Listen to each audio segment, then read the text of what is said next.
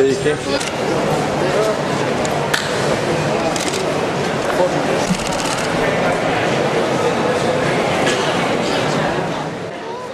Tobulėjimo ribų nėra ir gali visada surasti, ką patobulinti.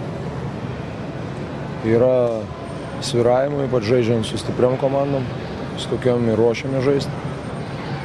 Bet manau, kad žaidžiant mes bandysim kartu ir tobulinti, ir tos svyravimus naikinti, kad jie būtų kuo mažesni, kuo netokie gilūs, kaip ten sakytos, duobės.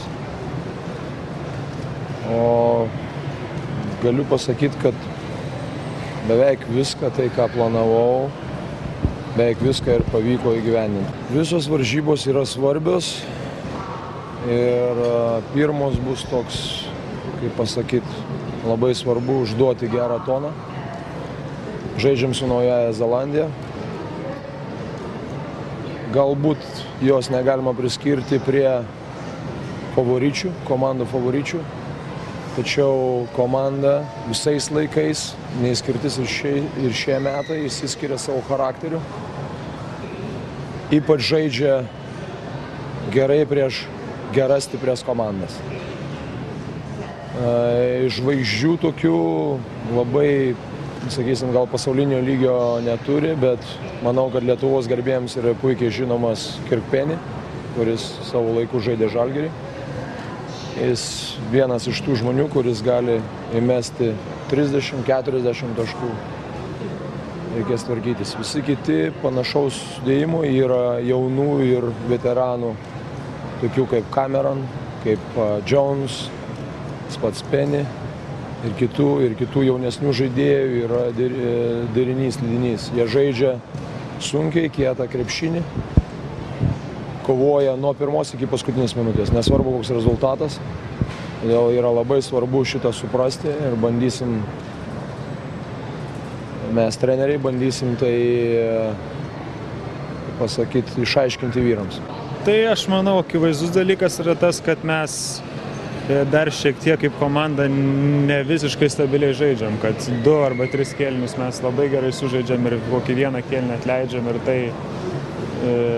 tai stiprios komandos ir baudžia, būtent tuo jos pasinaudoja. Taip kad aš manau, mums reikia būtent tą komandinį stabilumą pagerinti, kad žaistume visus 4 kėlinius tolygiai. Pas mus yra jauna rinktinė, turim daug jaunų žaidėjų, kai kuriem ir gal net daugeliu, iš tikrųjų bus pirmas kartas žaidžiant už Lietuvą tokio rango varžybose. Tai tikėkime, kad ši rinktinė išliks kartu ir išaugsime kartu, tobulėsime ir tikėkime, kad jinai bus ateities rinktinė. Mes žaidžiam už Lietuvą, tai yra didelė garbė kiekvienam. Bandysim apginti tą vardą ir dar jį garsinti. O ką aplinkui žmonės kalba, tai čia visada tai bus ir taip yra vieną uždavinį iškėlę, mes esam savo kitą išsikėlę. Ar galima sužinoti, koks tas jūsų? Mes pasiliksim į savo.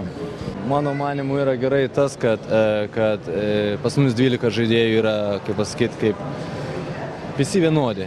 Ir belekas gali šauti belekokią dieną.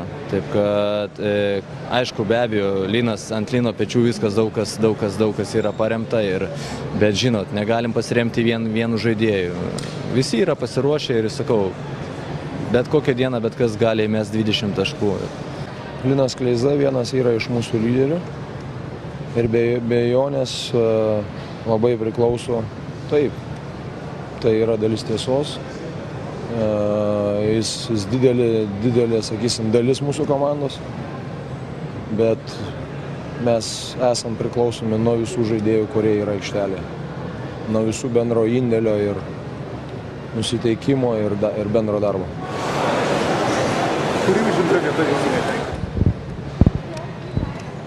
Netenkintų, jeigu neišeitume iš grupės toliau. Sunku kažką vertinti, ar nelabai noris iš tikrųjų vertinti, bet aš tikiuosi, kad tikrai pavyks mums prasimušti į kitą etapą. tie varžovai tikrai nebus lengvi ir visos varžybos, manau, bus sunkios, nes tiek tie ispanai jau dabar ir pažįstami ir visi žino, kokios geros formos yra, tiek ir turkai namie žais, manau, palaikymas tikrai daug suduoda. Ir kitos komandos taip pat, tie patys prancūzai ir kanadiečiai nebus tikrai lengvos varžybos. Taip kad bus sunku, bet aš tikiuosi, kad mes palaikysim tą optimalią formą, tikiuosi, kad galėsim, kaip pasakyti, rodyti tą žaidimą, kurį rodėm per pasiruošimo varžybas ir tikiuosi, kad bus viskas normaliai, pateksim kitą etapą. Praeitais metais stipresnė buvo, bet nieko neišlošėm, pažiūrėsim, ar šiais metais tas, čia, man atrodo, ne tik priklauso nuo priekinės linijos, vis tiek priklauso, priekinė linija labai priklauso nuo kaip jie gauna pasus, kaip viskas vyksta, kaip manau, kad pas mus stiprybė bus komandinis žaidimas, o ne tiek, kiek individualūs veiksmai. Turim porą žaidėjų gal su tokiais išskirtinai fiziniais, individualiais, ten trečioji pozicijai, Linas ketvirtoji. Bet stengsimės, aišku, juos išnaudoti kiek įmanoma, bet vis tiek komandinė dvasia, manau, bus tas didžiausias toksai, jeigu mes tai vykdysim, ką darom per treniruotės ir kaip pas mus atmosfera, manau, kad turėtumėm pasiekti tuom aukštumas, o ne individualiais. Mes iš anksčiau esam kalbėję su treneriu, treneris man sakė, kad gali tai būti, kad tokios rungtynės, kur aš labai nedaug žaisiu, gali būti rungtynės, kur aš daugiau žaisiu ir kad visą laiką būt pasiruošus ir išnaudoti visą tą laiką. Tai aš manau, kad aš kaip tik ir tai ir stengsiuos daryti, būsiu visą laiką pasiruošęs ir kiekvieną sutiktą šansą paprasčiausiai bandysiu padėti savo komandai.